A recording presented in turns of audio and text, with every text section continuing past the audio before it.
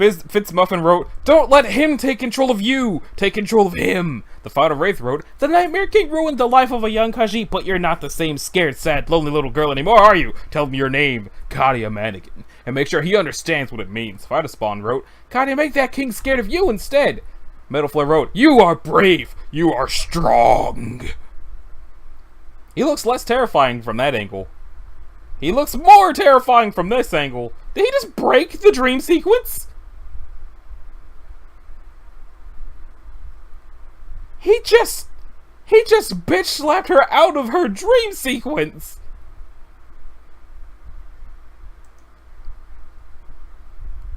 Brick wrote, "What is he but one man? One man of impressive size and capability, but one man nonetheless." I don't think that's not a man. So other commands used. Badin wrote, "Hide in the other commands used box." Chimeric Wilder wrote, "Also imagine the Imperial Legion soldier, because that's not even a king anymore, it's just a monster." Kane222 wrote, "Tear off the amulet! Unleash the full fury of your flame!"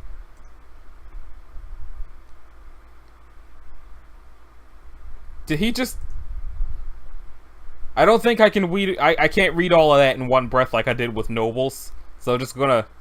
Wake up, wake up, wake up, wake up, wake up, wake up, wake up, wake up, wake up, wake up! Contemptible Comedian wrote, "Katia, paint yourself somewhere with your monocolored blood to set up a ruse and distraction. Just put a pointy cat ears and an oval body with legs." Pandak, or Panda K, wrote, "Go to your happy place." What is her happy place? Does she have a happy place? This is getting more and more not kingly. This is just pathetic. Go fight or go home. Brick rude. Starbursts98 wrote, "Fight to the death, Katia! You'll get hurt, but if you go down fighting, you will show that even when the worst has come, you can be brave. And besides, everyone knows you can't die in a dream, you just wake up!" Apathy wrote, "Katia, rise up. You are not perfect. You're not a fighter. You may even be irrelevant to the gods. But you are already taking the first steps along a road towards becoming great. Who knows how far you'll go? Who cares? You've accomplished quite the feat these past 24 hours, have you not? It's okay to be afraid of dreams. It's alright to fear the lurking horrors of your own mind, but every weakness you find in the mist beneath your consciousness is another potential strength waiting to be refined.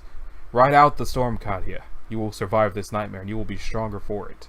And have a little pride. You deserve it." Spawn wrote, "Katia, you can win this since a nightmare can't hurt you no matter what it tries to do to you."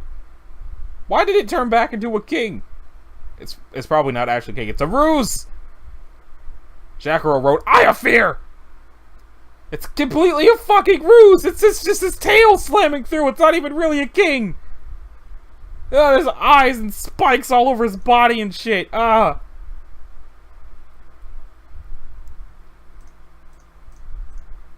Spawn wrote, "Katia, you can win this! It's a nightmare can't hurt you no matter what it tries to do to you." Brickman wrote, "Dreams can't hurt you." See, Brickman is nicer than Brick. Brick was a douche. Boop. Nasser Tazim wrote, "Maybe it really does just want to talk." That doesn't look like it wanted to talk, and that's also still not how kings work. I think you might actually be afraid of giant centipedes, Katia. Cranial Heartache wrote, "Surely you can handle a little pain. It's only temporary till you wake up, and then everything will be okay again." There's not even arrows anymore. Rainbow Drinker Mary wrote, "Wake up, wake up, wake up, wake up, wake up, wake up, wake up, wake up, wake up, wake up." Aww.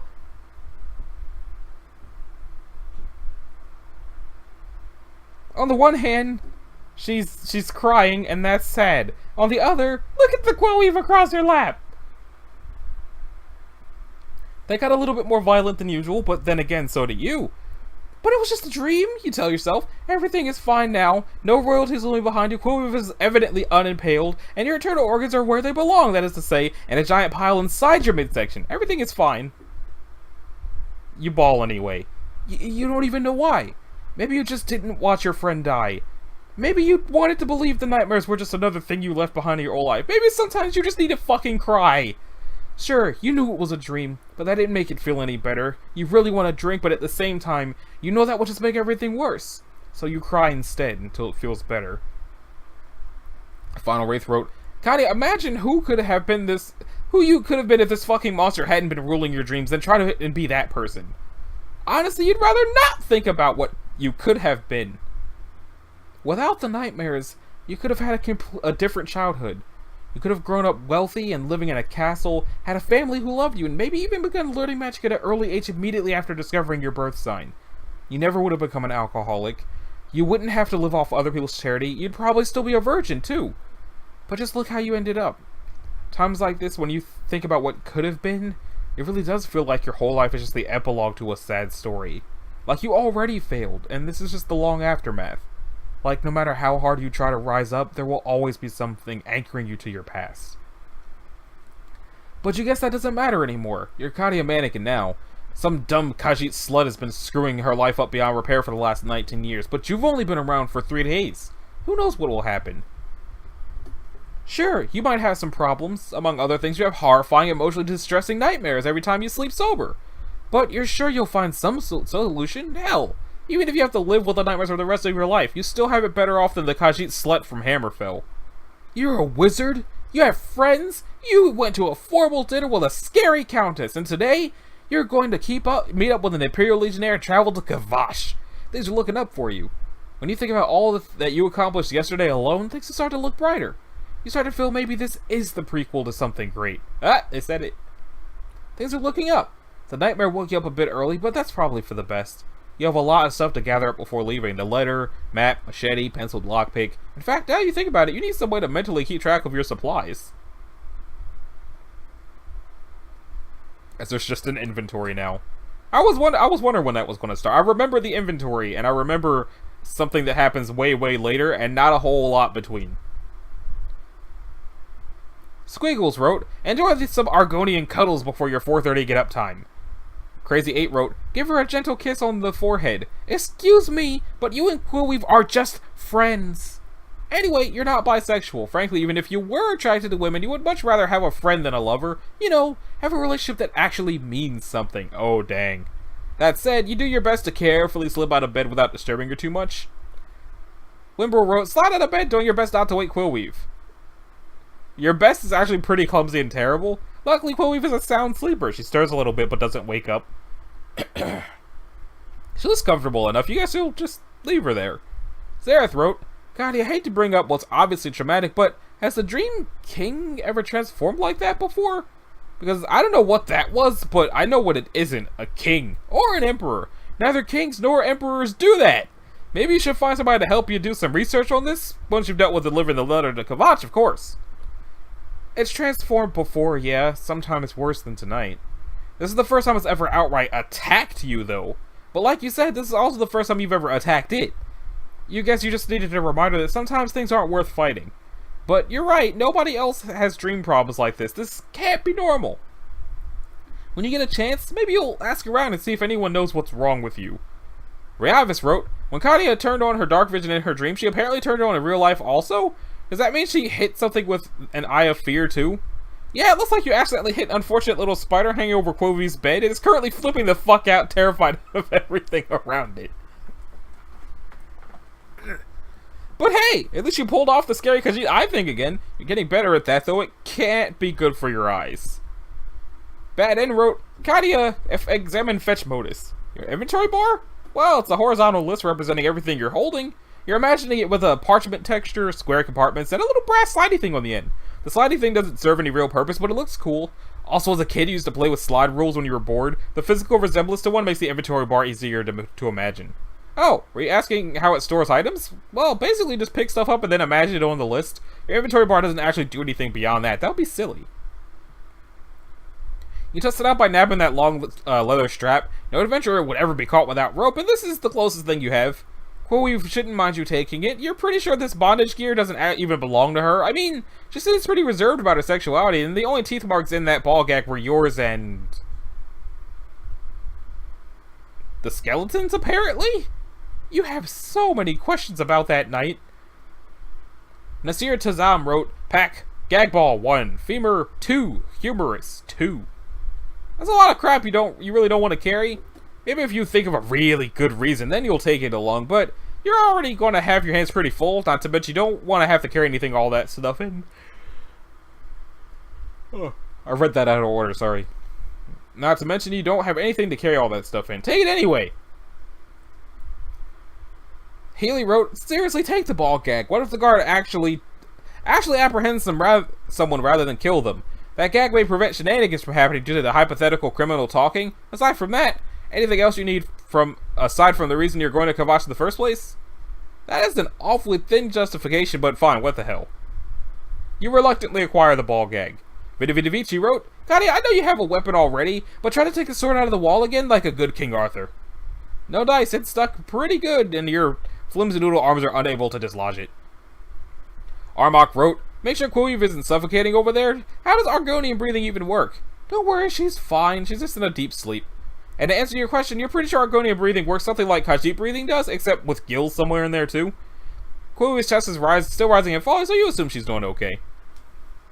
Ta__ wrote, anyway, you are not bisexual. You sure about that? Maybe this weird Khajiit and Hammerfell wasn't bisexual, but you're Katia Manigan now. Take a closer look at her spread out like she is and reconsider.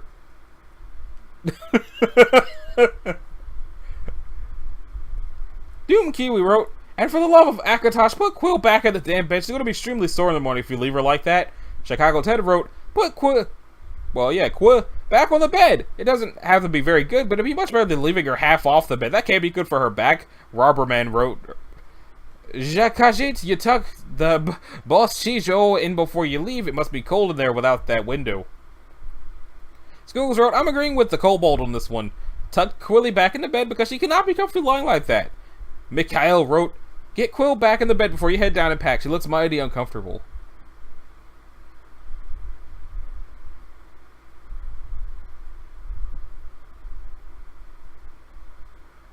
Oh, okay, yeah. On second thought, that's a very good idea, you guys. You hoist her back onto the bed and cover her up. I mean, the window is open. She might have gotten cold. This has nothing to do with TA_'s commands moments prior. Fred M. Sloniker wrote, check what time it is before engaging in any shenanigans. It may or may not be time to run like mad! You don't really have any way to check the exact time, but according to your alarm clock, the ton of water you drank before going to bed, it is not yet time to run like mad. You have some time to kill before setting off. Doom Kiwi wrote, kinda turned Hood Party Girl into a temporary bundle or pack to carry things in since it's detachable. Good idea! You successfully fashioned a makeshift backpack out of your hood and the leather strap. It's always nice when the tail what's the word I want? Not wiggles, not twitches, wags.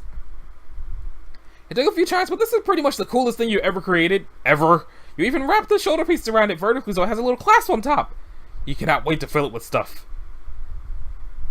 So, you don't wait. You fill it up with stuff. You double and triple check that Quillweave's letters in there, since it would suck to leave without the letter. Speaking of Quillweave, you guess you should write her a short note before leaving. Bropocalypse wrote, Katia, write Quillweave a thank you letter before you go. Squiggles wrote, oh, and Bro's got a good idea. Writing a thank you note is a perfectly lovely thing to do. Eismo wrote, you may also want to leave a note saying you left early or that you want to thank her for all she's done. Take your pick, Katia. Just let her know where you're going and that you're thankful for what she's done. Doom Kiwi wrote, leave a snazzy dress design for Quill on a piece of parchment paper of your own design as payment or a sign of friendship.